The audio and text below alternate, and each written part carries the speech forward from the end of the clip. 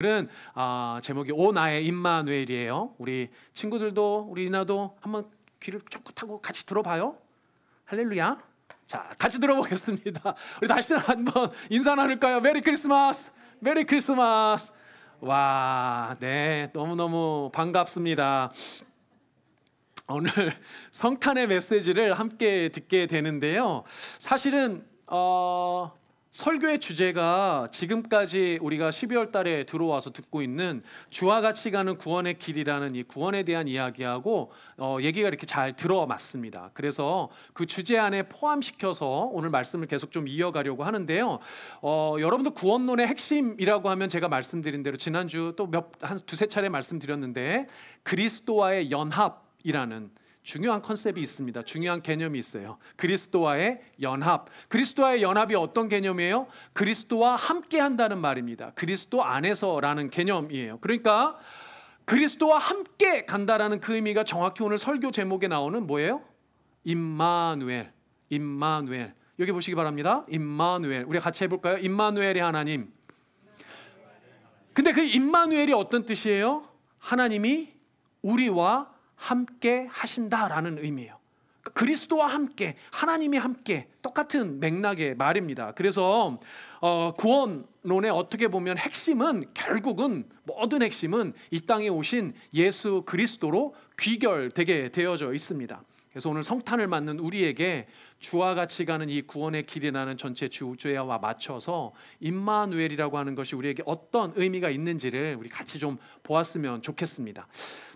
임마누엘은 히브리어죠. 히브리어인데 임마누엘은 사실은 네 가지 이렇게 나눌 수가 있어요. 뜻을 임, 마누, 엘 이렇게 나눌 수가 있어요. 뜻을 이렇게 세분하면 임마누엘이라고 붙여서 부르지만 임, 마누, 엘 이렇게 나눠서 이 해석을 할 수가 있습니다. 임이라는 단어는 함께라는 뜻이에요. 함께, 뭐뭐와 함께, 전치사 같은 의미이죠. 그다음에 마누 그러면 이거는 우리라는 뜻입니다. 우리.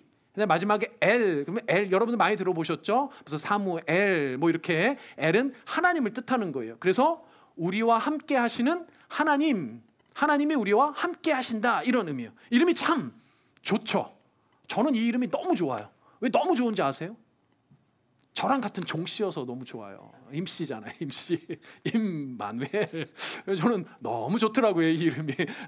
농이고요. 뜻이 너무 좋아요. 우리와 함께 해주시는 하나님 너무 좋습니다. 구약에서는 임마누엘이라는 이 뜻 자체가 히브리어가 사용된 게 이사야서에서만 두 번이 사용이 돼요. 이사야 7장 14절 오늘 본문에 나오는 이 인용구절로 나오는 것하고 이사야 8장 8절까지 두 군데서 등장을 합니다. 근데 신약에서는 임마누엘이라는 의미가 동일한 이 같은 어휘를 갖고 있는 뜻으로 아주 많이 반복되고 있어요. 아주 여러분들이 아주 익히 제가 처음에도 말씀드린 것처럼 어떻게 사용이 되고 있나요? 그리스도 안에서 그리스도와 함께가 사실은 임마누엘이라는 뜻입니다. 그러니까 신약에서는 아주 반복되게 이 표현이 나오고 있는데요. 대표적인 구절이 같은 마태복음 제일 끝부분에 있습니다. 마태복음 28장 20절 보시면 여러분들 함께 읽어보겠습니다. 시작. 내가 너희에게 분부한 모든 것을 가르쳐 지키게 하라. 볼지어다 내가 세상 끝날까지 너희와 항상 함께 있으리라 하시니라. 아멘. 그러니까 신기하게도요, 마태복음은 구조상 시작도 임마누엘로 시작을 해요. 그렇죠? 끝도 임마누엘로 끝이 납니다. 그만큼 마태복음이라는 책뿐만 아니라 성경 전체의 주제가 하나님이 우리와 함께 하신다라는 것이 엄청나게 중요한 주제로 관통하고 있다는 거예요. 기억하셨으면 좋겠습니다. 정말 중요한 거죠. 자, 그러면 오늘 이 시간 우리가 조금 짚어봐야 될 임마누엘이라는 것이 우리가 말뜻은 하나님이 함께 하신다라는 뜻인데 이게 정말 우리에게 실제적으로 영적으로 의미하는 신앙적으로 의미하는 것은 무엇일까 한번 좀 같이 생각해 봤으면 좋겠는데요. 첫 번째는 이겁니다. 이제 하나님께서 구원하시겠다라는 거예요. 마태복음의 배경에서 보면 이제 하나님께서 구원하시겠다라는 의미입니다. 이게 무슨 말이냐면 이런 뜻이에요. 여러분들 마태복음이라는 예수 그리스도가 이 땅에 태어나시기 이전까지의 구약의 이스라엘은 무엇으로 구원을 받는다라고 생각했다고 믿는다고 우리 지난 시간에 했었죠? 구약의 이스라엘 백성은 율법을 지키는 것으로, 율법을 자기가 지키는 자신의 율법의 의로 구원을 받는다고 생각을 했습니다. 그렇게 믿었죠. 물론 하나님께서 시내산 언약을 통해 율법을 주신 것도 맞고, 그 율법을 지켜야만, 그 모든 말씀을 지켜야만 너희가 구원을 받을 수 있다라고 하나님께서 말씀하신 것도 맞아요. 그런데 결국 이스라엘 백성이 그 율법을 다 지킬 수 있던가요? 없던가요? 결국은 지킬 수 없습니다. 어떤 의미에서는 구약의 백성들의 입장에서는 억울할 수도 있어요. 그렇게 명령해놓고서는 뭐 이렇게 생각했을 수도 있을 것 같아요. 예를 들면 모세의 입장에서는 출애굽을 시키라고 본인을 불러서 하나님, 제가 하나님 명하신 대로 이 백성들을 출애굽시키지 않았습니까? 라고 말할 수도 있을 것 같아요. 이스라엘 백성 입장에서도 이렇게 생각할 수도 있겠죠. 예를 들면 가나안에 들어가서 가나안 정복 전쟁을 했단 말이죠. 하나님, 저희가 전쟁을 해서 저희가 이겨서 이 땅을 취한 것이 아닙니까? 라고 말을 할 수 있을 것 같다는 거예요. 근데 여러분, 성경을 한번 자세히 읽어보시면 이스라엘 백성이 구약에서 경험했던 모든 구원의 역사는 사실은 누가 이루신 건가요? 하나님이 이루어 가셨다는 겁니다. 출애굽을 계획한 것도 인도하신 것도 사실은 하나님이 하셨죠. 심지어 그 거친 광야의 모든 삶을 보호하시고 지키시고 살려주신 것, 생존케 하신 것도 누가 하신 겁니까? 하나님이 하신 겁니다. 여러분, 가나안 땅의 정복 전쟁 보세요. 그 말도 안 되는 전쟁들이 일어나지 않습니까? 예를 들면 여리고성의 전투 어떻습니까? 칼이라도 제대로 한번 휘둘렀나요? 아무것도 안 했죠. 그냥 성을 둘렀을 뿐입니다. 돌았을 뿐이죠. 모든 것을 사실은 하나님께서 인도하셨다는 것을 우리가 성경을 보면 알 수 있지 않나요? 결국은 구약의 백성들을 살려주셨던 것, 이스라엘 백성을 구원해 주신 것도 하나님이 하셨다는 거예요. 결국 하나님이 구원하신 거죠. 그런데 이스라엘 백성은 이 사실을 깨닫지도 못하고 인정하지도 않습니다. 북이스라엘도 남유다도 결국은 진짜로 자신들을 구원하시는 하나님을 인정하지도 않고 믿지도 않고 심지어는 우상 숭배했기 때문에 멸망한 거죠. 여러분들, 우상 숭배가 뭐라고 했나요? 큰 신상 앞에서 절하는 게 우상 숭배인가요? 아니죠. 우상 숭배는 뭐가 우상 숭배인가요? 하나님이 아니라 내가 할 수 있다, 내가 스스로 살 수 있다, 내가 스스로 생존할 수 있다, 내가 살 수 있다, 하나님 없이도 나 혼자서 살 수 있다라고 생각하는 그 태도, 그 잘못된 믿음이 우상 숭배입니다. 그렇게 구약의 이스라엘 백성이 모두 망해버리고 약 400여 년 동안 하나님께서는 침묵하셨어요. 이스라엘의 역사에, 세계 인류 역사에 하나님은 잠시 사라진 듯 보이지 않고 침묵하셨습니다. 그 침묵의 진짜 의미는 뭘까요? 이스라엘 백성들에게, 사람들에게 생각해 보라는 겁니다. 진짜 너희를 구원한 것이 누구인지 생각해 보라는 거겠죠. 하나님이시다라는 것을 너희들의 역사를 보면 알 수 있지 않느냐라고 사실은 유대인들에게 계속 그 메시지를 주고 계셨던 겁니다. 침묵하셨지만. 그리고 이 땅에 결국 400년 이후에 누구를 보내신 겁니까? 예수님을 보내신 거예요. 하나님이신 본인이 직접 예수님으로 이 땅에 오신 거예요. 예수 그리스도 그 이름처럼 구원자로 오신 겁니다. 그래서 오늘 본문 21절에 보면 이렇게 말씀하고 있어요. 아들을 낳으리니 이름을 예수라 하라. 이는 그가 자기 백성을 뭐하는 자? 그들의 죄에서 구원할 자이심이라. 할렐루야. 하나님 밖에는 구원하실 수 있는 사람이 없는 거예요. 하나님 밖에는 구원하실 수밖에 없기 때문에 구원자로 누가 친히 오셨어요? 하나님께서 친히 오신 거예요. 그리고 그때부터 줄곧 하나님께서 우리와 함께 하고 계신다는 거예요. 그게 임마누엘의 하나님이라는 의미입니다. 지금도 함께 하십니다. 지금도 이 자리에 함께 하세요. 단 한 명이 예배드려도 함께 하신다는 거예요. 믿으시기를 소망합니다. 제 표정들이 제가 콩으로 매주를 쓴다고 그래도 안 믿으실 표정, 믿으시기를 바랍니다. 제가 청년 때 아르바이트를 되게 여러 가지를 했어요. 파트타이머 잡을. 그 중에 하나가 뭐였냐면 산타 알바도 했었어요. 산타 알바도. 제 그 대학 동기 친구 중에 그 누나가 미술학원 원장을 하셨던 분이 계셨거든요. 그 미술학원 원장을 하셨던 분이 계셨는데 이 연말에 되면 한국은 이제 미술학원이나 이런 데 아이들 산타 이런 거를 동원해가지고 하나 봐요. 급하게 못 구해갖고 저를 이제 구해서 제가 하룻밤 그 산타 알바를 했던 적이 있더랬습니다. 어떤 집에 이렇게 딱 들어갔는데 저를 보시고 그 집 어머님이 깜짝 놀라셨어요. 왜 놀랐냐면 산타가 너무 말랐어. 홀쭉해가지고 제가 지금도 뭐 이렇게 저기 한편은 아니지만 그때는 진짜 더 말랐거든요. 그러니까 엄마가 눈이 휘둥그레져가지고 아니 산타가 너무 말랐네? 이런 표정으로 아니 근데 너무 마르셨다고 이렇게 얘기를 하더라고요. 근데 더 놀라운 것은 그 집에 이제 3살 한 4살 정도 되는 여자아이가 있었는데 이 아이가 저를 보고 더 놀란 거예요. 진짜 산타가 나타났다고. 그런데 자기가 보던 이미지랑은 좀 다른 거죠. 놀란 눈으로 이렇게 봐가지고 믿어야 되나 말아야 되나 고민하는 눈초리, 이런 눈초리였어요. 근데 이제 옆에 이제 엄마가, 이 어머님이 센스가 있으셔가지고 뭐 이름은 제가 생각하는데 얘야 진짜 산타야. 그랬더니 얘가 진짜로 눈이 막 휘둥그레져가지고 믿는 거예요. 진짜 믿더라고요. 이렇게 막 놀란 눈으로 저를 믿는 그 아이를 보면서 제가 이런 생각이 들었습니다. 야, 엄마가 진짜 산타라고 하니까 믿는구나. 심지어는 썰매 타고 온 것도 아니고 자가용 타고 왔는데 믿는구나. 그래서 주님께서 이렇게 말씀하시잖아요. 저 어린 아이와 같은 믿음이어야 구원을 받는다 말씀하시잖아요. 사랑하는 여러분들, 어린 아이와 같은 믿음으로 믿으시기를 축복합니다. 아멘. 하나님께서 우리에게 임마누엘로 오신 것 무슨 의미입니까? 우리를 구원하시기 위해서 누가 친히 내려오셨어요? 하나님께서 친히 이 땅에 오신 게 임마누엘의 하나님이라는 거예요. 정말로 믿으시기를 바랍니다. 아멘. 그런데 어떤 자를 구원하러 오셨나, 어떤 사람들을 구원하러 오셨나, 그냥 모든 사람들을 구원하러 오셨나 하며 봤더니 그게 아니더라는 거예요. 하나님께서 이 땅에 친히 성육신하셔서 임마누엘로 오신 이유는 우리를 구원하시기 위해서인데 어떤 사람들을 구원하시기 위해서인가? 심령이 가난한 자를 구원하시기 위해서 이 땅에 오셨다는 거예요. 여러분들, 우리 아이들과 함께 나눈 말씀에서처럼 예수님이 이 땅에 처음 도착하셔서 처음 누우신 자리가 어떤 자리입니까? 사람이 심지어 눕지도 않는 낮고 천한 마구간의 말구유, 먹이통. 여러분들 어렸을 때 혹시 시골에서 사신 분들 소 먹이통이나 돼지 여물통 이런 거 보신 적 있나요?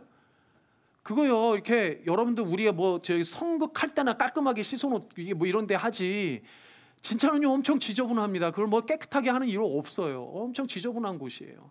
그 사람 먹을 곳을 놓을 수 없는 짐승들이, 가축들이 먹는 먹이통이란 말이죠. 그 가장 지저분하고 가장 낮고 천한 곳이 예수님께서 이 땅에 오셔서, 하나님께서 이 땅에 오셔서 가장 처음 누우신 곳이에요. 심지어는요, 여러분들 성인으로 온 것도 아니잖아요. 성인으로 오면 얼마나 편해요, 다 커서 오면. 근데 아기로 오셨단 말이에요. 가장 작은 자, 스스로는 아무것도 할 수 없는 어린 아기 예수로 이 땅에 오신 거예요. 인간과 똑같이 인간의 모든 고통, 인간의 모든 아픔, 인간의 모든 성장통, 심지어는 사춘기도 다 겪으신 것이 우리 예수님이세요. 이 땅에 사시는 동안 높은 자리 다 마다하고 늘 낮은 자리로 오셨던 것이 예수님 아닙니까? 사실상 하나님께서 마땅히 있으셔야 될 그 하늘 보좌를 다 내버려 두시고 가장 낮고 낮은, 인간이 머물 수 있는, 인간조차도 머물 수 있는 가장 낮은 땅 위로 오신 것이 예수님께서 이 땅에 오신 모습이에요. 여러분들, 요셉과 마리아의 이야기를 그냥 듣지 않았으면 좋겠습니다. 왜 그러냐면 요셉과 마리아는요, 그 당시에 부유한 층의 아주 뭐 금수저 집안의 그 부모가 아니었어요. 요셉과 마리아는 어디에 살던 사람들입니까? 나사렛 지역에 살던 사람이에요. 여러분들 잘 아시는 것처럼 나사렛 지역은 뭐 볼 게 없는 동네였습니다. 여러분들, 요셉의 직업은 뭐였습니까? 아버지인 요셉의 직업은 목수였어요. 그래서 그의 아들인 예수도 목수 일을 했었습니다. 목수가 그렇게 뭐 대단한 일이 아니었어요. 평범한 가정이었어요. 서민이었어요. 금수저 아니요, 은수저 아니요, 흙수저나 나무수저였단 말이죠. 여러분들, 이렇게 대단한 집안이 아니고 평범한 서민, 아니 가난한 집에서 태어난 것이 예수입니다. 그리고 나사렛 예수라 불리시면서 그의 인생은 온통 가난한 자, 병든 자, 죄인이며 이 땅 가운데 일반 사람들이 상대하지 않았던 사람들과 함께 하셨던 것이 예수 그리스도예요. 이 땅의 모든 그늘진 삶의 자리, 온기조차 없는 냉기의 자리에 오셨던 게 예수님이라는 겁니다.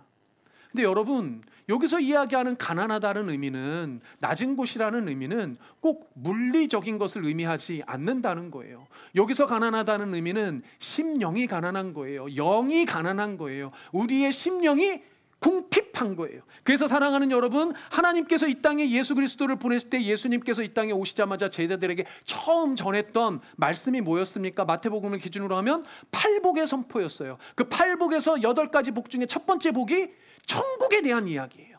그 천국을 소유하는 자가 어떤 자였습니까? 같이 읽어보겠습니다. 시작. 심령이 가난한 자는 복이 있나니 천국이 그들의 것임이라. 천국이 뭐예요? 구원받은 자들이에요. 구원받은 자들이 어떤 자들이 구원받은 자들입니까? 심령이 가난한 자들이라는 거예요. 그래서 제가 사실 이 말씀 묵상하면서 너무 저는 행복하고 좋았어요. 왜 행복하고 좋을까요? 우리 교회 성도님들 생각하면서 되게 좋았습니다. 이유는 딱 한 가지예요. 제가 우리 성도님들 면면히 생각을 해보면 여러분들은 다 심령이 가난한 분들이더라고요. 여러분들 영의 갈급함이 있는 분들이라는 것을 제가 참 깨닫게 됩니다. 심령이 가난해서 영이 갈급해서 말씀을 사모하시기 때문에 이 자리에 이렇게 함께 오신 것 아니냐라는 것을 깨닫게 된다는 거예요. 그래서 하나님을 더 알고 싶어 하시고 하나님을 더 경험하고 싶어 하셔서 이 자리에 여러분들이 함께 모이신 것이라는 생각을 하니까 우리 교회가 너무 감사하고 좋은 거예요. 왜요? 그런 자들과 누가 함께 하시니까? 하나님이 함께 하시니까. 할렐루야. 우리가 여러분들 가운데 하나님이 임하신 줄 믿습니다. 여러분들의 가난한 심령 가운데 하나님께서 와 계신 거예요. 그걸 믿으시는 여러분들 되셨으면 좋겠습니다. 그리고 우리 교회가 늘 그렇게 임마누엘의 하나님을 경험하는 공동체가 되기를 소망합니다. 그 영적 갈급함이 끊이지 않기를 소망합니다. 아멘. 그런데 그 하나님께서 이 땅에 오셔서 구원을 이루시는 구체적인 또 방법은 뭔가 봤더니 오늘 말씀에 그런 것도 포함이 돼 있어서 같이 살펴보겠습니다. 구원의 역사를 하나님께서 어떻게 이루어 가시느냐 봤더니 구원의 역사를 하나님께서는 무엇으로 이루어 가신다? 따라해 보겠습니다. 하나님의 말씀. 여러분들의 그 가난한 심령을 하나님께서 무엇으로 채우시든가 하나님의 말씀으로 채우시고 그 말씀으로 구원해 주시더라는 거예요. 여러분들 예수님이 이 땅에 오셔서 약 33년을 살았다고 우리가 일반적으로 생각을 합니다. 한 30여 년은 일반 사람들과 비슷하게 살고 계시다가 마지막에 3년여 정도를 공생애라는 기간을 거치면서 이 땅 가운데 그분이 행하셔야 될 구체적인 사명의 일들, 복음을 전파하는 사명을 하셨죠. 그리고 십자가를 지셨습니다. 그런데 놀랍게도 이 땅에서 행하신 예수 그리스도의 모든 그 삶의 모습들, 모든 공생애의 사역들, 그것이 무엇을 이루는 역사든가 봤더니 하나님의 말씀을 이루는 역사였어요. 하나님의 말씀을 행하는 삶을 사셨어요. 오늘 태어나시는 모습조차도 그렇더라는 겁니다. 우리가 오늘 읽은 본문 22절에서 23절까지 뭐라고 말씀합니까? 우리 같이 읽어보겠습니다. 시작. 이 모든 일이 된 것은 주께서 선지자로 하신 말씀을 이루려 하심이니 이르시되 보라 처녀가 잉태하여 아들을 낳을 것이요 그의 이름은 임마누엘이라 하리라. 아멘. 저 말씀은 정확히, 저 선지자는 정확히 이사야 선지자를 이야기한다고 아까 전에 말씀드렸습니다. 이사야서 7장 14절의 말씀을 이루는 거예요. 그의 이름은 임마누엘이라. 그러면 이스라엘 백성이, 구약의 이스라엘 백성이 저 예언의 메시지를 듣고 하나님이 이 땅에 오시는 하나님이라고 그들이 아마도 생각했겠지요. 하나님이 분명히 이 땅에 오셔서 우리를 구원해 주실 거야, 메시아로 오실 거라고 믿었을 겁니다. 구약의 선지자 이사야 선지자를 통해서 하나님께서 그 말씀을 이루시기 위해서 예수 그리스도를 이 땅에 보내신 거예요. 그러니까 예수가 이 땅에 오셨다는 건 무엇을 성취한 겁니까? 이사야를 통한 하나님의 말씀을 성취한 사건이라는 거예요. 이 놀라운 일을 누가 가장 먼저 깨달았냐면 예수님의 엄마인 마리아가 가장 먼저 깨달았어요. 우리가 누가복음을 보면 이런 말씀이 있습니다. 대저 하나님의 모든 말씀은 능하지 못하심이 없느니라. 38절 같이 읽습니다. 마리아가 이르되 주의 여종이오니 말씀대로 내게 이루어지이다 하매 천사가 떠나가니라. 우리가 마태복음에는 등장하지 않는 이야기인데요, 누가복음에 보면 가브리엘 천사하고 마리아가 대화하는 장면이 나옵니다. 이게 대화하는 장면의 끝부분이에요. 그래서 뭐라고 가브리엘 천사가 이야기하냐면 너에게 이루어지는 모든 그 일을 하나님의 모든 말씀으로, 능하지 못할 것이 없는 하나님의 말씀으로 다 될 거야 라고 이야기를 하죠. 그랬더니 마리아가 뭐라고 아멘으로 화답합니까? 나에게 이루어질 모든 그 일들이 말씀대로 이루어지리라. 말씀대로 이루어질 거라고 마리아가 고백하는 장면입니다. 사랑하는 여러분, 예수 그리스도가 이 땅에 오신 건 모두 하나님의 말씀을 이루는 사역이었다는 거예요. 심지어는 더 놀라운 것은 예수님 그 자체가 무엇이에요? 말씀이에요. 예수님 자체가 말씀이에요. 요한복음 1장 1절 이렇게 이야기하죠. 태초에 말씀이 계시니라. 이 말씀이 하나님과 함께 계셨으니 이 말씀은 하나님이시니라. 할렐루야. 저 말씀은 곧 예수 그리스도예요. 하늘에 계셨던 말씀으로 성부 하나님과 함께 계셨던 그 말씀이신 예수님이 이 땅에 오신 게 예수 그리스도가 탄생한 성탄절의 일이란 말이죠. 그래서 이어서 요한은 이렇게 기록하고 있습니다. 여러분들도 아주 유명한 말씀입니다. 같이 읽어보겠습니다. 시작.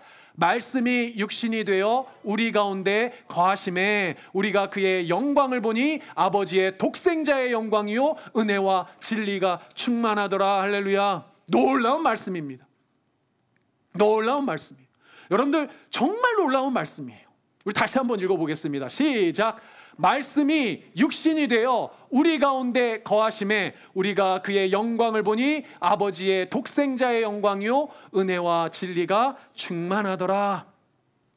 이 구절이 임마누엘이라는 이 단어가 가지고 있는 이 단어의 실체적인 의미예요. 하나님이 우리와 어떻게 함께 하십니까?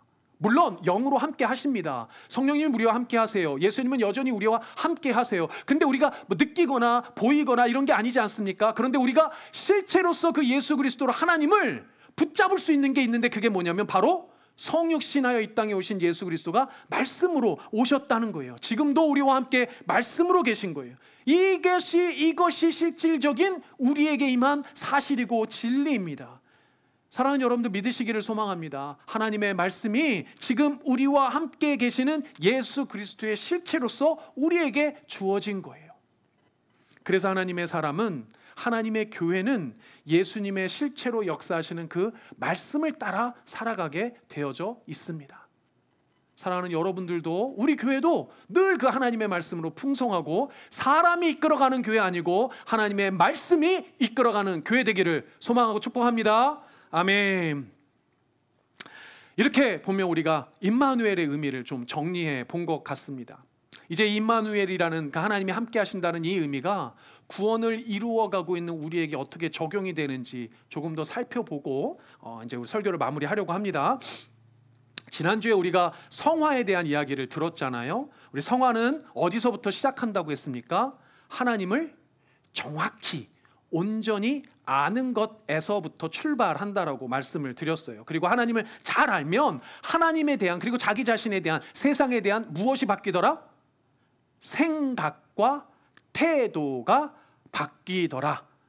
마치 오늘 처음 듣는 이야기이신 것처럼 들어주셔서 할렐루야 감사합니다. 자, 여러분들 뭐가 바뀌는 거예요? 나의 생각과 나의 태도가 바뀌는 거예요. 그런데 우리의 태도가 어떻게 바뀌냐 하는 거죠. 가장 중요한 생각은 어떤 생각의 변화였어요? 내가 하는 거 아니고 오늘 말씀처럼 결국 하나님이 하시는구나 라는 생각의 변화가 있다는 거예요. 하나님이 결국을 행하시는구나 라는 생각의 변화가 나에게 일어난다는 겁니다. 자, 그러면 하나님이 결국은 다 하실 거야 라는 이 생각을 가지게 되면 내가 삶을 대하는 태도가 바뀌게 되어져 있어요. 내가 삶을 대하는 태도가 어떻게 바뀔까? 하나님께서, 임마누엘의 하나님께서 예수님과 함께하는 사람이 가지게 되는 태도는 무엇인가? 다시 반복하지만 중요한 그 삶의 태도의 전환점은 실수와 잘못에 대한 너그러운 용납이에요. 실수와 잘못에 대한 너그러운 용납입니다. 이것을 용납하는 너그러운 태도가 성장하고 자라고 성숙하게 되어져 있어요.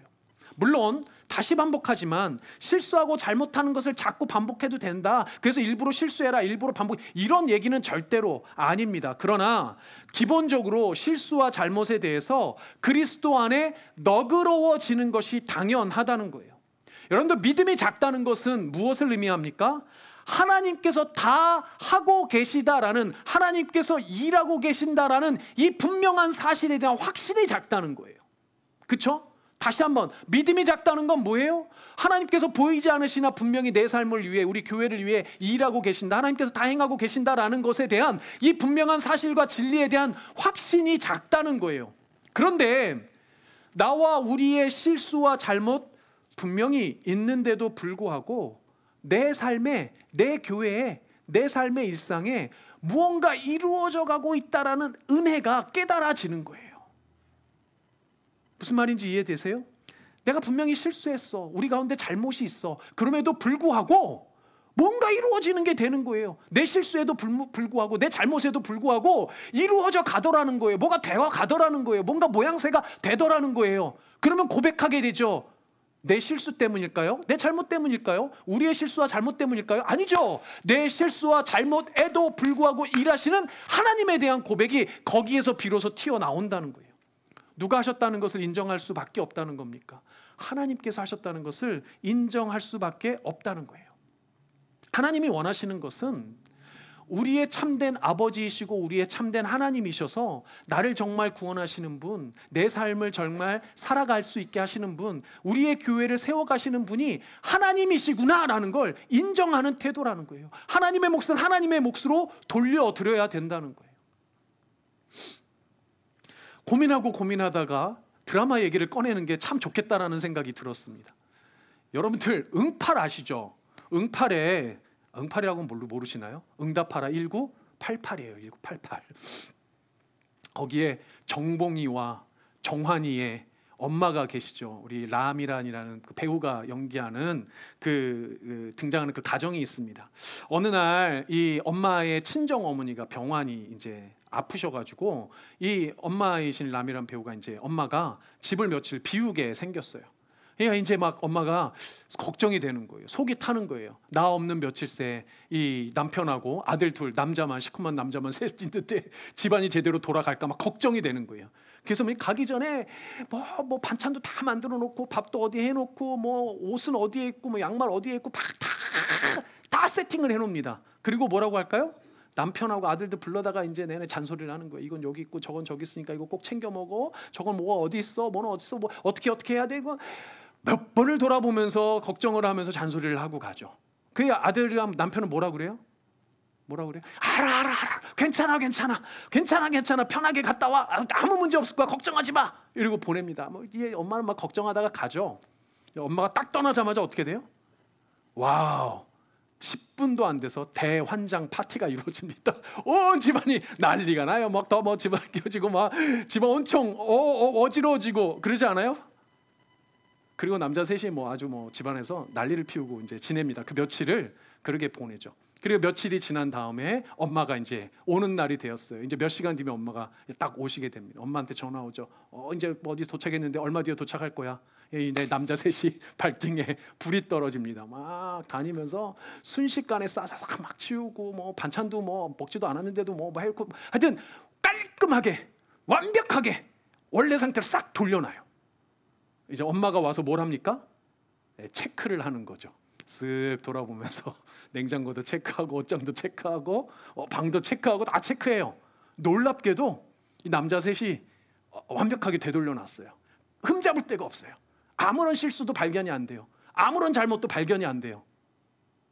그러면 어떻게 해야 됩니까? 좋아해야 될 거 아니에요. 엄마가. 놀라운 일은 여기서 벌어지죠. 희한하게도 이 엄마가 몹시 실망해요. 인상이 구겨져요. 시름시름 오히려 알아요. 그러니까 이 남편도 아들들도 이해를 못하는 겁니다. 야, 우리 실수했냐? 우리 잘못했냐? 우리 분명히 퍼펙트하게 해놨는데 도대체 뭐가 문제야? 이렇게 된 거죠. 그랬더니 둘째 아들인 정환이가 어떻게 합니까? 도룡령이를 찾아가요. 도룡령이 누군지 모르시죠? 인생을 잘 아는 친구가 있습니다. 이 친구에게 가서 야 이런데 이거 도대체 무슨 문제인지 모르겠어 라고 정환이가 물어보니까 도룡령이가 혀를 끌끌 차면서 방법을 알려주죠. 그 방법이 뭡니까? 집에 가서 다시 어지르라는 거예요. 양말도 벗어놓고 막 쓰레기 어지러 놓고 집안을 다시 어지럽게 해놓습니다. 이 모습을 다시 발견한 엄마가 어떻게 합니까? 오자마자 한숨을 푹 쉬면서 내가 정말 못 살아 그러면서 뭐라고 말해요? 이놈의 집구석은 나 없으면 되는 게 없어. 이놈의 집구석은 나 없으면 되는 게 없어 그러면서 살아나요. 이 엄마가 오히려 살아나더라는 거예요. 뭔지 이해되세요? 여러분들 엄마가 엄마 되게 또 이렇게 말씀드린다고 오늘 집에 가서 우리 남편분들 막 집안 다 막 쑥대밭 만들어 놓지 마시고 그런 얘기 아니니까. 여러분들 무슨 얘기입니까? 엄마가 엄마로서의 역할, 아빠가 아빠됨의 역할, 자녀가 자녀됨의 역할이 있잖아요. 바로 그 얘기입니다. 하나님이 하나님 되게 하시는 게 무엇냐 말이에요. 하나님이 지금도 우리와 함께 하셔야만 하는 그 이유가 무엇냐는 겁니다. 우리가 할 수 없는 일, 우리로서는 불가능한 한 일, 우리가 이 땅에서 숨쉬고 호흡할 수 있는 일, 우리 교회가 교회되게 하는 일, 우리가 절대로 할 수 없는 일들이 있어요. 그 모든 일들을 사실은 누가 하고 계신다는 걸 인정해야 되는 겁니까? 하나님이 하고 계신다는 걸 인정하는 거예요. 그 영광을 누구에게 돌리는 겁니까? 하나님께 돌리는 거예요. 그래서 우리가 꼭 기억해야 되는 것이 있어요. 일부러 실수해라, 일부러 잘못하라는 이야기가 아니고 이 사실을 분명히 믿는다면, 그래서 자기에게 맡겨진 사명, 자기가 열심히 최선을 다해서 하고 있다면 어떤 실수가 있더라도, 어떤 잘못이 있더라도 지적질하지 말라는 거예요. 가르치려 들지 말라는 거예요. 고치려 들지 말라는 거예요. 남의 실수와 남의 잘못을 덮어줄 수 있는 용납과 너그러움이 필요하다는 거예요. 교회에 왔는데 시어머니만 많고 시누이만 많으면 되겠습니까? 교회 오면요, 친정 어머니가 많아야 돼요. 친정 아버지가 많아야 돼요. 교회는 다 친정 오빠, 친정 언니와 같아야 하는 겁니다. 명절이라고 모였는데 시어머니 시누이만 있고 친정 식구들 없으면 숨이 쉬어 집디까 안 쉬어 집디까 발음도 안 되네요. 여러분들 교회는요, 친정 같아야 돼요. 시부모님이 나쁘다는 의미는 아닙니다. 오해하지 마십시오. 일반적인 통속적인 개념입니다. 조금 실수해도 괜찮아라고 이야기해주는 친정 엄마가 많아야 된다는 거예요. 조금 잘못해도 그럴 수 있어, 하나님이 다 해주실 거야, 염려하지 마라고 이야기해줄 친언니와 같은 아버지와 친정 아버지와 같은 사람들이 성도들이어야 한다는 겁니다. 그리고 다시 그 일을 맡길 수 있어야 돼요. 또 믿어줘야 하는 겁니다. 그것이 서로를 믿어주고 아껴주고 사랑해 주는 거예요. 그게 하나님이 원하시는 교회이고 그것이 하나님이 원하시는 성도의 모습인 줄 믿습니다. 아멘. 여러분들 제가 종종 이렇게 막 실수하는 거 보시잖아요. 발음도 꼬이고 막, 그쵸? 글을 잘못 보낼 때도 있고, 오늘도 제가 실수를 한 2가지나 했는데 어쨌든 뭐 철자가 틀릴 때도 있고, 오늘 나윤이가 발견해 줬어요. 제가 철자 틀린 것도 발견해 주고, 말이 좀 혼나올 때도 있고, 찬양하다가 삑사리 할 때도 있고 막 이렇잖아요. 제가 왜 실수하고 왜 잘못합니까? 물론 일부러 하는 건 아니지만 저의 실수와 저의 잘못 너머에 뭐 여러분들이 이럴 수 있겠죠. 이 목사님 오늘 좀 이상한데, 이 목사님 그런 분 아닌데, 뭐 아니긴 뭐가 아니에요. 저도 다 똑같은 사람입니다. 알고 보면 허당이에요. 맨 앉아서 책이나 볼 줄 알지 할 줄 아는 게 별로 없어요. 그런데 제가 실수해도, 제가 틀려도 결국은 누가 하세요? 하나님께서 일하시는 걸 저는 믿습니다. 이걸 제가 매번 느껴요. 만약에 제가 옛 성품대로 행한다면 어떨까요? 제가 원래요 엄청 계획적입니다. 제가 원래 엄청 완벽주의자입니다. 그런 걸로는 제가 장난이 아니에요. 제가 실수하면 스스로 못 견뎌 해요. 근데 제가 옛 성품대로 진짜 그런다면 저희 집안 식구들 아마 숨 제대로 못 쉴걸요?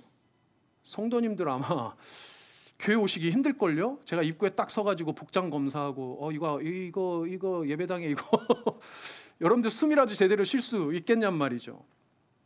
그런데요, 제가 목회자가 되고 그래도 하나님 마음을 정말 조금 더 깨달으면서 그런 태도를 자꾸 버리게 되는 거예요.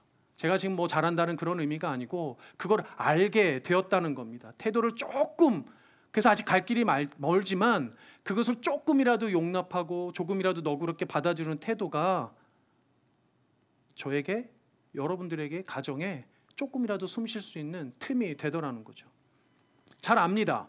당연히 걱정되죠. 실수하고 잘못하면 뭐가 잘못되지 않을까 불안할 수 있습니다. 그런데 여러분들, 우리가 행하는 것이 아니라 정말 하나님께서 하고 계신다는 것을 믿으면 여러분들 그 염려와 불안과 잘못될 것 같은 그런 걱정이 조금은 줄어들 수 있을 거라 믿습니다. 괜찮아, 그럴 수도 좀 있지, 다시 하면 되지 라는 그 태도, 그것이 우리를 숨쉬게 한다는 거예요. 교회 와서 숨은 쉴 수 있어야죠. 주님이 이 땅에 오셔서 마지막으로 제자들에게 무엇을 주신 줄 아세요? 숨을 주셨어요. 숨을. 요한복음을 읽어보겠습니다. 요한복음 20장 21절 22절입니다. 같이 읽어보겠습니다. 시작. 예수께서 또 이르시되 너희에게 평강이 있을지어다. 아버지께서 나를 보내신 것 같이 나도 너희를 보내노라. 이 말씀을 하시고 그들을 향하사 숨을 내쉬며 이르시되 성령을 받으라. 우리에게 숨을 불어 넣어주셨어요. 성령이 우리에게 오셨다는 건 이제 숨 쉴 틈이 생겼다는 거예요. 가정에서, 교회에서 여전히도 걱정과 염려로 바짝 긴장해가지고 숨조차 제대로 못 쉰다면 그게 어디 살 수 있겠어요? 네. 여러분들 여전히 자 몸 한번 풀고 우리 숨 한번 쉽시다. 우리 심호흡 한번 합시다. 크게. 자, 숨 한번 쉽시다. 시작. 숨 한번 쉽시다. 숨. 네. 여러분들 예수 때문에 숨 쉴 수 있는 줄 믿습니다. 아멘. 오늘 설교 마무리도 우리 지난주 잠깐 드렸던 김혜자 권사님의 한 간증의 한 스토리를 들으면서 마무리를 했으면 좋겠습니다. 어릴 때 권사님이 다니시던 교회에 교회 부설 유치원이 있었대요. 부설 유치원이 있는데 부설 유치원이 그 교회당을 썼으니까 옛날에 교회 예배당은요 이런 데가 아니고 한국에 보면 어떤 데입니까? 그 신발 벗고 마루로 돼서 들어가는 데잖아요. 아마 그런 그 부설 유치원을 다니셨나 봐요. 그런데 좋은 새 신발을 신고 오는 아이들의 새 신발이 자꾸 없어지더래요.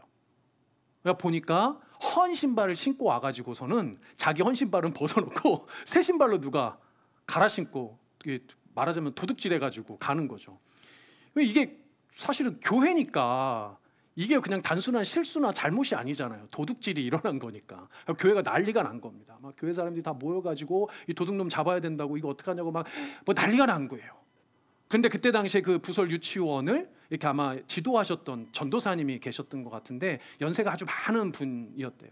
근데 사람들끼리 이렇게 난리가 난 이 곳에 이 전도사님이 쑥 오셔서 이렇게 말씀하시더라는 거예요. 야, 그 아이 잡지 마라. 도둑질하다 하나님 만난다. 그 아이 잡지 마라. 도둑질하다 하나님 만난다. 근데 이게 권사님 내리에 떠나가지 않더래요. 도둑질하다 하나님 만난다. 여러분들 믿으십니까? 여러분들 우리 교회 누가 뭐 훔쳐가고 그러면 어떨 것 같아요? 난리 나겠죠. 근데 자꾸 교회 문턱을 도둑질하려고 교회 문턱 넘다가 어떻게 하다가 실수로 말씀을 들어서 그 하나님 만나는 계기가 될 수 있다는 거예요. 새 신발 훔치러 왔다가 그렇게 도둑질하다가 하나님도 만날 수 있다는 겁니다. 하나님이 어떻게 일하실지 우리는 모른다는 거예요. 그러니까 심지어 어떤 아이의 도둑질하는 그 마음까지도 사용하실 수 있다는 겁니다. 그러니 우리 너무 팍팍하게 지적질하지 맙시다. 너무 팍팍하게 정죄하지 맙시다. 지금도 우리와 함께 하시는 그 임마누엘의 하나님, 우리를 정죄하셨다면 우리는 1000만 번 죽어도 아무 할 소리 없는 사람들이잖아요. 그런데 그런 우리도 긍휼히 여기셔서 지금도 함께하여 주시고 구원해 주신 하나님이시지 않습니까? 결국은 모든 일을 선하게 인도하실 거라는 그 믿음 가지고 오늘 이 성탄 2부도 내일 성탄절도 여러분들 평생도 그렇게 살아가시는 여러분들 되시길, 우리가 되기를 주님의 이름으로 축복합니다. 아멘. 우리 마지막으로 찬양했으면 좋겠는데요. 지난주 함께 했었던 성탄 감사 합창입니다. 여러분들 아까 전에 보셨죠? 네, 음악적으로 어때요? 와우, 음악적으로 이거예요? 아마 음악적으로 세상 사람들이 평가하면 야, 이건 뭐 실수, 뭐 이런 거 따지면 아유, 그쵸? 아마 사람들 듣기에는 형편없었을지도 모릅니다. 음악적으로 평가하면 뭐 모르겠어요. 학점이 어떻게 나올지. 그런데요, 저는 너무 아름답게 들려요. 너무 좋습니다. 너무 화목합니다. 저는 사람들 귀에는 모르겠지만 우리의 신앙의 고백대로 하나님께서는 너무 기뻐하셨을 것 같아요. 그런 우리의 신앙의 고백이 담겨 있지 않습니까? 우리의 예배와 우리의 찬양은 사람이 듣고 사람이 받는 것이 아니고 하나님께서 받으시고 하나님께서 들으신다라는 우리의 신앙의 고백이 담겨 있기 때문인 것 같아요. 우리 다 같이 일어나서 우리 합창 다시 한번 하고 오늘 예배를 마치도록 하겠습니다. 우리 다 같이 일어나겠습니다. 우리 다시 한번 합창하도록 하겠습니다.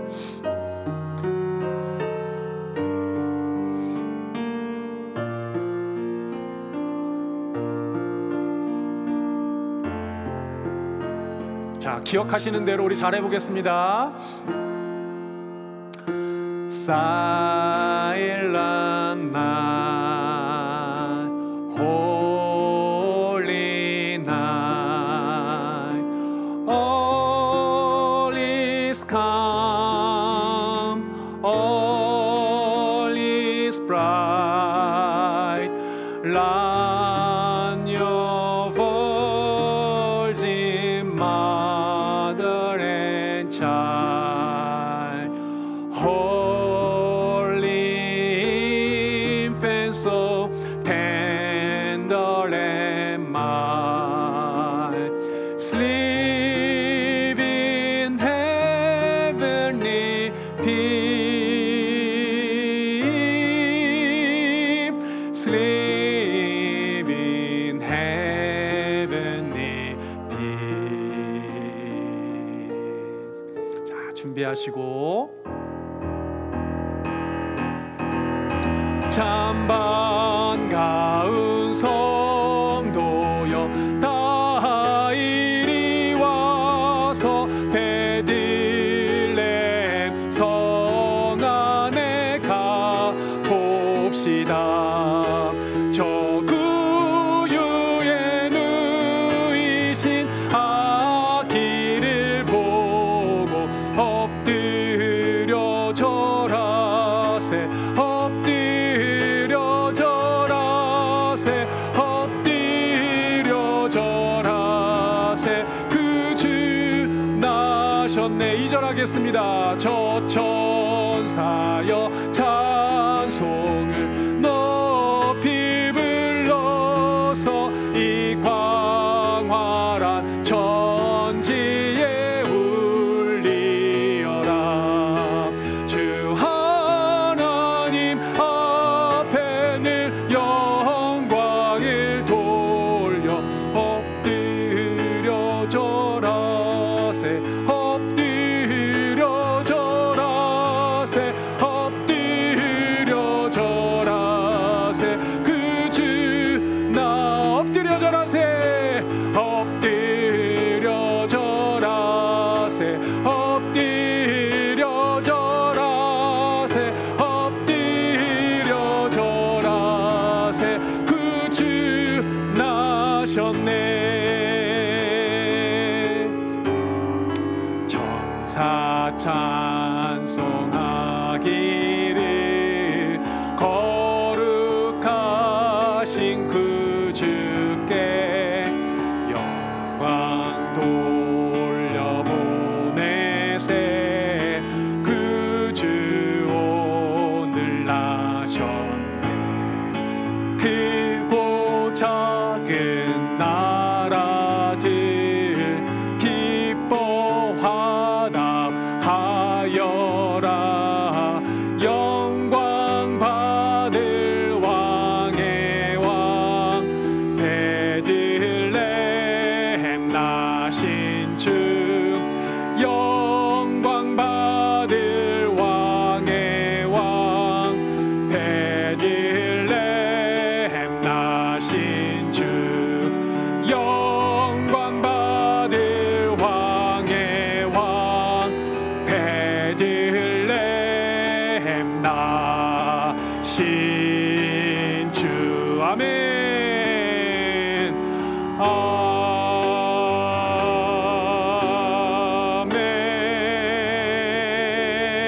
아멘. 아멘. 우리 다시 한번 서로 인사하겠습니다. 메리 크리스마스. 메리 크리스마스. 자, 제가 기도하고 마무리하겠습니다. 영광 중에 우리와 함께 하신 임마누엘의 하나님, 은혜를 감사합니다. 오늘도 주님 주신 말씀을 기억하며 우리 가운데 작은 실수와 잘못들, 때때로 우리의 연약함과 부족함이 드러날 때마다 우리와 함께 하시는 임마누엘의 하나님이 일하시는 줄 믿고, 다 이루실 줄 믿고, 다 회복시키실 줄 믿고, 완성하여 주실 줄 믿고, 선을 이루실 줄 믿고, 아버지 하나님 의지하며 의존하며 주 앞에만 나아가는 사랑하는 우리 불러진 성도님들 다 되실 수 있도록 인도하여 주시옵소서. 오늘도 각양의 모습대로 11조로 감사로 또 성탄 감사로 주님 앞에 올려드리는 귀한 예물 주님께서 받아주시고 사랑하는 우리 성도님들의 삶의 모든 자리에 하늘의 창고를 여셔서 부요하게 하시고 풍족하게 하시며 늘 베풀 수 있는 너그러운 마음을 허락하여 주시옵소서. 지금은 우리를 구원하여 주신 예수 그리스도의 은혜와 아버지 하나님의 사랑과 성령 하나님의 교통하심이 아기 예수 나신 성탄을 맞아 임마누엘로 함께하신 하나님 아버지를 높여드리며 아버지 하나님이 하나님 되게 아버지 하나님이 우리를 위해서 이 땅을 위해서 나를 위해서 일하실 줄 믿고 교회를 일하실 줄 믿고 그 주님 의지하며 한 주간도 평생도 살아가길 소망하고 작정하는 우리 사랑하는 블루진 한인교회 모든 성도님들 머리 위에 이들의 일생과 가정 위에 타지로 나간 모든 성도님들과 가족들 위에까지 지금부터 영원토록 함께 있을지어다. 아멘.